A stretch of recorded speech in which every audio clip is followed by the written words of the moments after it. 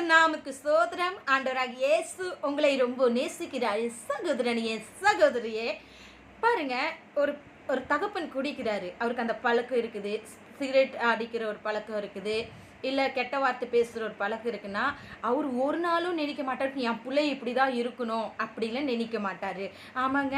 அப்போ நம்ம சாதாரணம் இருக்கோம், மாம்சமாக இருக்கிறோம். நம்மளே நம்ம பிள்ளை இப்படி இருக்கக்கூடாது, நம்ம பிள்ளை நல்ல ஜென்டல்மேலாக இருக்கும், என் பிள்ளை வந்து நல்லா படிக்கணும், என் பிள்ளை ஆரோக்கியமாக இருக்கும், என் பிள்ளை வந்து கெட்ட வார்த்தை பேசக்கூடாது, குடிக்கக்கூடாது, நல்லவராக இருக்கணும் அப்படின்னு விரும்புகிறப்போ நீங்கள் நினைத்து பாருங்கள், தன் சாயல்த்தபடிக்கு நம்மளை பிள்ளையாக ஆண்டவராகிய இயேசு ஏற்றுக்கொண்டார். நம்ம பாவத்தின் நிமித்தர் அவர் பலி ஆனார். அப்போ அவர் எப்படிப்பட்டவர் சொல்லுங்க. அவரும் அதே மாதிரி தானே நம்ம இருக்கணும்னு விருப்பப்படுகிறார். ஆமாங்க. தேவனை நோக்கி பாருங்க. தேவன் ஒருவர் தான் நம்மளை அதிலிருந்து விடுதலை ஆக்குறவராய் இருக்கிறார். கர்த்தர் உங்களை ஆசீர்வதிப்பார். எல்லாவற்றிலிருந்து விடுதலை